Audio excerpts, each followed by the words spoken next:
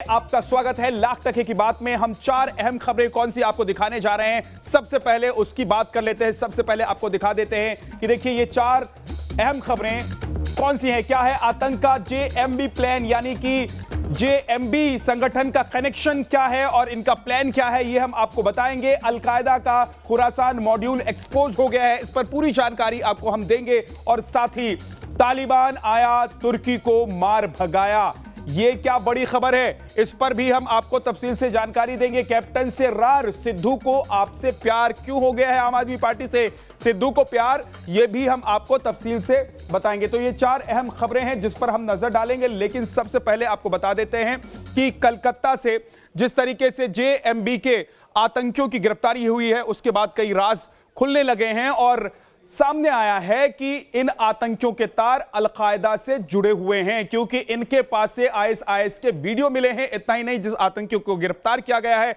उसके चाचा का संबंध सीधे सीधे अलकायदा से है। यह वजह है कि अब इन आतंकियों से पूछताछ की जा रही है।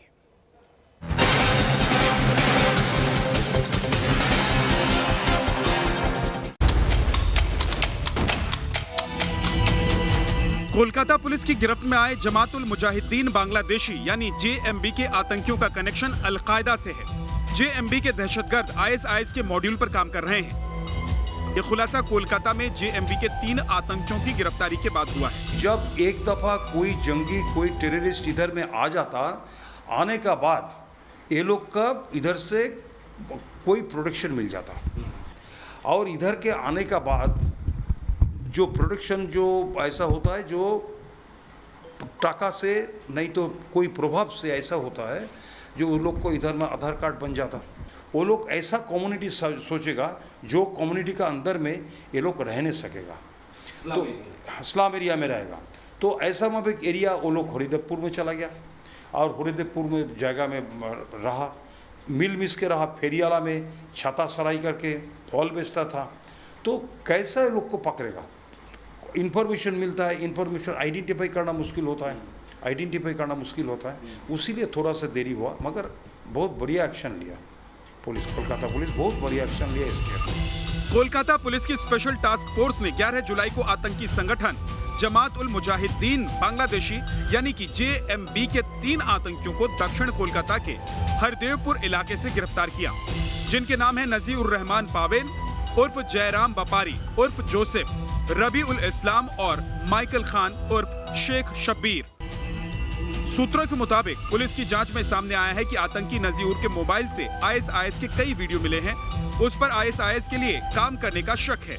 नजीर खुद मिडिल ईस्ट जाने वाला था। इतना ही नहीं, आतंकी नजीर आतंकी ट्रेनिंग भी ले चुका है। इतना ही नहीं, आतंकी नजीर के चाचा का अलकायदा से कनेक्शन है। पिछले 2 से 2.5 महीने से वो कोलकाता में ये 3 लोग थे, और यहाँ पर उन्हें भेजने का मूल उद्देश्य था कि मनी फंडिंग यानी टेरर फंडिंग का मामला था, क्योंकि ये जमातुल मुजाहिदीन बांग्लादेश के लिए अलग अलग सूत्रों से पैसा इकट्ठा करना, रेडिकलाइज करना युवाओं को और अपने गिरोह में शामिल करना, इन्हें ये टास्क दिया गया था। और इंटेलिजेंस रिपोर्ट्स की बात माने तो ये इनमें 3 में से एक ऐसा शख्स है जो आईएस से भी जुड़ा हुआ है, और जो ट्रेंड मिलिटेंट के तौर पे कहा जा रहा है पुलिस की तरफ से। उनके पास से कुछ ऐसी दस्तावेजें सामने आई हैं जिससे ये साफ होता है कि वो एंटी नेशनल एक्टिविटीज़ के साथ ये लोग जुड़े हुए थे। गिरफ्तार हुए आतंकियों से पूछताछ में खुलासा हुआ है कि भारत में दहशत फैलाने के लिए जेएमबी के 15 खूंखार आतंकी देश में दाखिल हुए। 3 आतंकियों की गिरफ्तारी के बाद आशंका जताई जा रही है कि जेएमबी के बाकी 12 आतंकी ओडिशा और कश्मीर में छिपे हो सकते हैं। दावा किया जा रहा है कि जेएमबी के आतंकी देश के अलग अलग हिस्सों में स्लीपर सेल तैयार करने की साजिश को अंजाम दे रहे हैं। कुल मिलाकर 15 लोग एक साथ भारत में घुसपैठ किए थे। हालांकि अभी 3 लोगों को ही गिरफ्तार किया गया है, बाकी 2 लोगों की शिनाख्ती हो चुकी है, लेकिन वो इस समय फरार है, और बाकी जो बचे थे वो कहीं ना कहीं ओडिशा और कश्मीर की तरफ रवाना हो चुके हैं। इस समय इन तीनों को पूछताछ करके कोलकाता पुलिस की तरफ से कड़ियों को जोड़ने की काम की जा रही है। देश के अलग अलग हिस्से में छिपे ये 12 आतंकी कहां हैं और कितनी बड़ी साजिश को अंजाम दे रहे हैं, इसका पता लगाना सबसे बड़ी चुनौती है। कोलकाता से तापस सेन गुप्ता के साथ टीम न्यूज़ नेशन। लाख तक बात यह है कि बाकी 12 आतंकी किस साजिश में लगे हैं उसका वक्त रहते पता लगाना जरूरी है, नहीं तो बड़ा खतरा सामने आ सकता है। अलकायदा के लखनऊ मॉड्यूल का पर्दाफाश होने के बाद आतंकी नई खौफनाक साजिशें बेनकाब हो रही हैं। गिरफ्तार आतंकियों से पूछताछ में ऐसे ऐसे प्लान का खुलासा हो रहा है जो अगर आतंकियों ने अंजाम दे दिए होते तो बड़ा धमाका होता। खुलासा हुआ है कि अलकायदा के 2 बड़े कमांडर लखनऊ आने वाले थे जो पकड़े गए मिनहाज और मसरुद्दीन के साथ मिलकर किसी खौफनाक साजिश को अंजाम देने की फिराक में थे।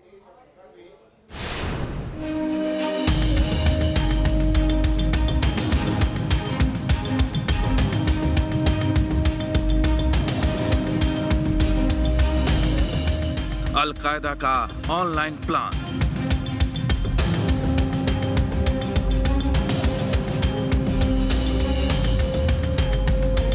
दहशतगर्दी का खुरासान मॉड्यूल।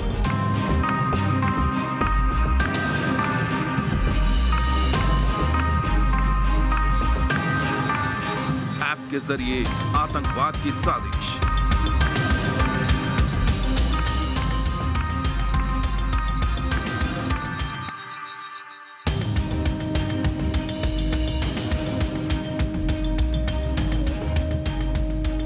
अल-कायदा के लखनऊ मॉड्यूल की एक एक साजिश से एटीएस अब पर्दा उठा रही है। जिन 2 आतंकियों को एटीएस ने गिरफ्तार किया था उनसे पूछताछ के बाद अल-कायदा के खौफनाक प्लान का खुलासा हुआ है। एटीएस सूत्रों के मुताबिक अल-कायदा के 2 कमांडर लखनऊ आने वाले थे। ये दहशतगर्द मिनहाज और मसरुद्दीन से मिलने वाले थे। इनकी फोटोज मिनहाज और मसरुद्दीन के पास ईमेल पर आने वाली थी। इन आतंकियों को लखनऊ के किसी होटल में ठहरने का फरमान मिला था। इनमें एक कमांडर का प्लान लखनऊ में रुककर आतंक के स्लीपर सेल को मजबूत करना था, जबकि दूसरा कमांडर पश्चिमी यूपी जाने वाला था। इस काम के बदले मिनहाज और मसरुद्दीन को बड़ी रकम मिलने वाली थी। अब तक मिनहाज और मसरुद्दीन से एटीएस ने जो पूछताछ की उसमें कई बड़े और चौंकाने वाले खुलासे हुए हैं। मिनहाज ने एटीएस को बताया है कि उसे पाक अफगान बॉर्डर पर बैठे सरगना उमर हलमंडी की ओर से एक ईमेल आया था। इस ईमेल में बताया गया था कि अगले 2-3 दिनों में अलकायदा के 2 बड़े कमांडर लखनऊ आने वाले हैं। मिनहाज ने यह भी बताया कि ईमेल में लिखा था कि इन दोनों को लखनऊ में किसी सुरक्षित स्थान पर ठहराना है और उसके बाद एक कमांडर लखनऊ में ही रहेगा जबकि दूसरा पश्चिम यूपी की ओर रवाना हो जाएगा। मिनहाज ने यह भी बताया कि अलकायदा की ओर से उसे जल्द ही एक बड़ी रकम मिलने वाली थी और इस रकम से ही विस्फोटों को अमली जामा पहनाया जाना था। पकड़े गए दोनों आतंकियों के मोबाइल कॉल डिटेल से कई अहम जानकारियां एटीएस को मिली हैं। सूत्रों के मुताबिक अल-कायदा का प्लान नए युवाओं को बरगलाकर आतंकी बनाना था। इसके लिए युवाओं को आतंक की ऑनलाइन ट्रेनिंग दी जा रही है। यूपी में स्लीपर सेल बनाने के लिए पाकिस्तान में बैठे आतंकी आकाओं के इशारे पर handler peer to peer messaging app का इस्तेमाल कर अपना संदेश पहुंचा रहे हैं। इन्हीं ऐप के जरिए आतंकी साजिश को रचने से लेकर उसे अंजाम देने तक की जानकारी हैंडलर स्लीपर सेल तक पहुंचा रहे हैं। यूपी में अलकायदा के इस खुरासान मॉड्यूल का खुलासा होने के बाद 12 संदिग्ध एटीएस के रडार पर हैं। 7 मार्च 2017 को लखनऊ के काकोरी इलाके की हाजी कॉलोनी में एटीएस ने कमांडो ऑपरेशन कर खुरासान मॉड्यूल से जुड़े सैफुल्ला को ढेर कर दिया था। उसके कई साथी गिरफ्तार हुए थे जिन्हें खुरासान मॉड्यूल के तहत गिरफ्तार किया गया था। इन्होंने ही स्लीपर सेल के बारे में जानकारी दी थी।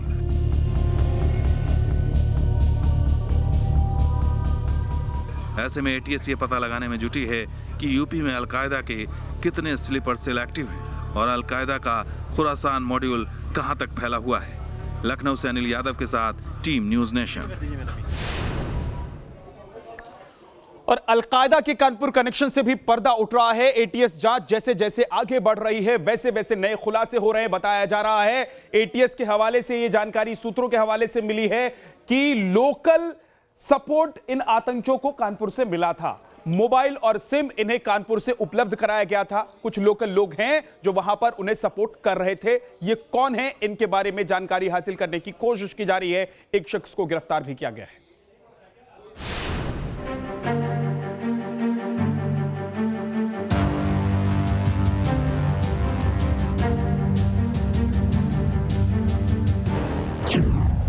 ई रिक्शा में लगने वाली बैटरी वाला बम,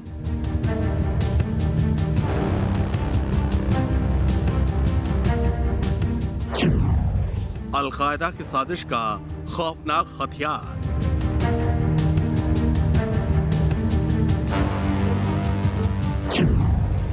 बैटरी से बम ब्लास्ट करने का प्लान।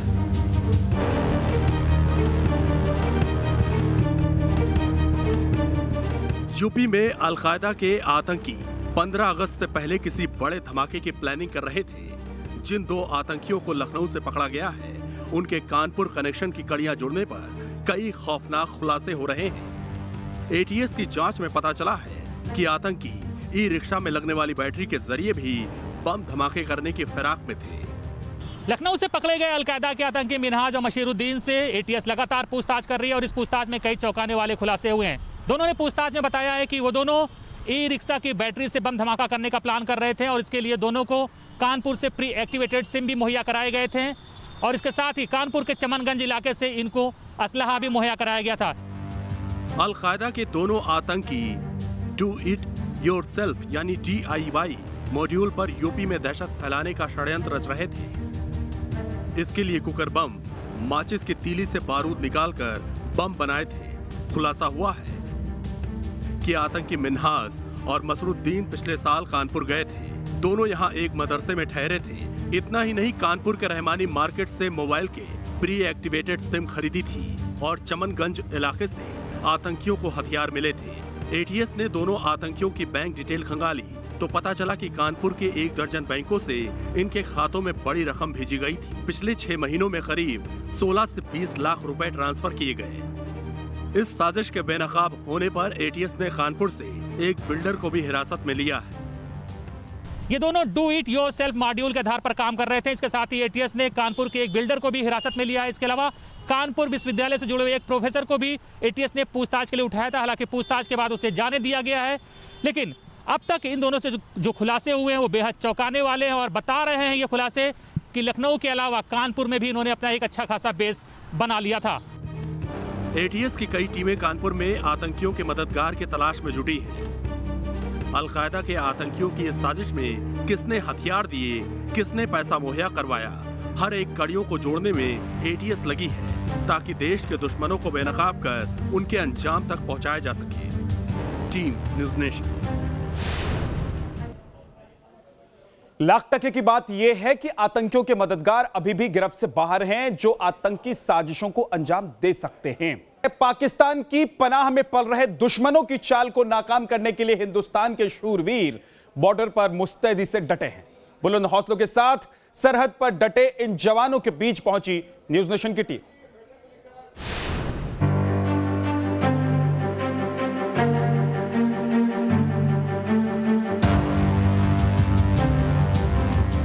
सामने दुश्मन खड़ा है, लेकिन सरहद पर हिंदुस्तान के प्रहरी अड़े हैं। इरादे बुलंद हैं, निगाहें दुश्मन पर हैं और निशाना है घुसपैठ करने वाले आतंकी। हिंदुस्तान के इन शूरवीरों के बीच न्यूज़ नेशन की टीम पहुंची पुंछ में LOC के पास, जहां दिन रात हमारे जवान मुस्तैदी से बॉर्डर पर डटे हैं। इस समय हम पुंछ में भारत पाक सीमा पर LOC पर मौजूद हैं और ये जो पूरा इलाका है, यहाँ पर जब से दोनों देशों के बीच में यहाँ पर सीज फायर हुआ है, तब से इस पूरे LOC पर यहाँ पर शांति जो है वो यहाँ पर चल रही है। लेकिन पाकिस्तान जो है वो लगातार अपने एरिया में अलग अलग एक्टिविटीज़ जो है वो यहाँ पर करता रहता है। इसीलिए जो हमारे यहाँ पर ट्रूप्स हैं वो पूरी तरह से यहाँ पर अलर्ट पर हैं। आप देख सकते हैं कि यही हमारे सेना के वो बहादुर जवान हैं जो लगातार सीज फायर के बावजूद यहाँ पर उसी तरह की ड्यूटी दे रहे हैं जैसे यहाँ पर सीज फायर से पहले जो है वो दी जाती थी। आप देख सकते हैं कि किस तरह के वेपन्स जो हैं वो यहाँ पर सेना के जवानों को दिए गए हैं। लगातार सेना के जवान जो है वो यहाँ पर अलग अलग लोकेशंस, जो कि यहाँ पर सेंसिटिव लोकेशंस हैं, वहाँ पर रॉकेट लॉन्चर्स के साथ यहाँ पर मौजूद रहते हैं। इसके साथ ही साथ लेटेस्ट टेक्नोलॉजीज़ जो है उसका इस्तेमाल यहाँ पर किया जा रहा है और ख़ास तौर पर जिस तरीके से नया खतरा सामने मंडरा रहा है, ड्रोन्स के ज़रिए हमलों का खतरा उसके लिए भी सेना जो है उसने अपने आप को काफ़ी समय पहले से यहाँ पर तैयार करके रखा हुआ है। यहाँ पर जिस जगह पर हम मौजूद हैं, यहाँ पर सेना ने 6 अलग अलग ड्रोन जैमर सिस्टम जो हैं वो लगाए हुए हैं, और अगर पाकिस्तान की तरफ से यहाँ पर ड्रोन के जरिए हमले की कोशिश भी होती है तो उसको यहाँ पर ट्रेस जो है वो किया जा सकता है। पाकिस्तान की पनाह में पल रहे आतंकी ड्रोन हमले से लेकर भारतीय सरहद में घुसपैठ की साजिश रच रहे हैं, लेकिन भारतीय फौज के रणवीर सीना तान कर हर साजिश को नेस्तनाबूद करने में लगे हैं। बॉर्डर पर भारत और पाकिस्तान के बीच सीज फायर चल रहा है, लेकिन इस बीच ऐसा नहीं है कि पाकिस्तान की तरफ से साजिशें नहीं रची जा रही। लगातार पाकिस्तान में बैठे हुए आतंकी ड्रोन हमले से लेकर लगातार आतंकी घुसपैठ की साजिशें रच रहे हैं। सीमा पर आतंकियों की किसी हलचल भनक लगते ही हिंद के रणबांकरे घुसपैठियों को खदेड़ने के मिशन में जुट जाते हैं। इनकी बंदूकों से निकलने वाली गोलियां तभी शांत होती हैं जब दुश्मन या तो ढेर कर दिया जाता है या फिर उल्टे पैर भाग खड़ा होता है। बॉर्डर पर पाकिस्तान की तरफ से लगातार घुसपैठ की कोशिश हो रही है, और पिछले एक हफ्ते में जो भारतीय सेना है उसने पाकिस्तान की तरफ से राजौरी के नौशहरा और सिंदरबनी में जो घुसपैठ की कोशिश हो रही थी उसको नाकाम कर दिया है। और ये जो आप टीम्स देख रहे हैं यही वो सेना की क्विक रिएक्शन टीम है जो लगातार यहाँ पर काम करती रहती हैं, और जब भी उनको इस तरह की यहाँ पर खबर मिलती है कि यहाँ पर कोई आतंकी जो है वो घुसपैठ की कोशिश कर रहे हैं तो इसी तरीके से लगातार उन पर यहाँ पर कार्रवाई जो है वो भारतीय सेना के जवान जो है वो यहाँ पर करते हैं। जर्नलिस्ट एजाज अहमद के साथ Shahnawaz Khan, news nation, LOC, Poonch. Ghaziabad के लोनी से एक सनसनीखेज वीडियो सामने आया। यहां के लोनी में ब्लॉक प्रमुख का चुनाव जीतने के बाद सड़क पर जमकर लोगों ने फायरिंग की। वायरल हो रहे वीडियो में युवक ने पिस्टल से एक के बाद एक कई राउंड गोली चलाई। वहीं जीत की खुमारी में कुछ लोग राइफल से भी फायरिंग करते हुए हवा में नजर आए। इस दौरान आसपास मौजूद लोग सहमे रहे क्योंकि हवा में फायरिंग हो रही थी। लोगों को डर लग रहा था कि कहीं कोई गोली उन्हें छूकर ना निकल जाए, कहीं उन्हें इस गोली का शिकार ना होना पड़े। लेकिन बेखौफ होकर गाजियाबाद के लोनी में देखिए प्रमुख का चुनाव जीतने के बाद कैसे फायरिंग करते हुए कुछ लोग नजर आए।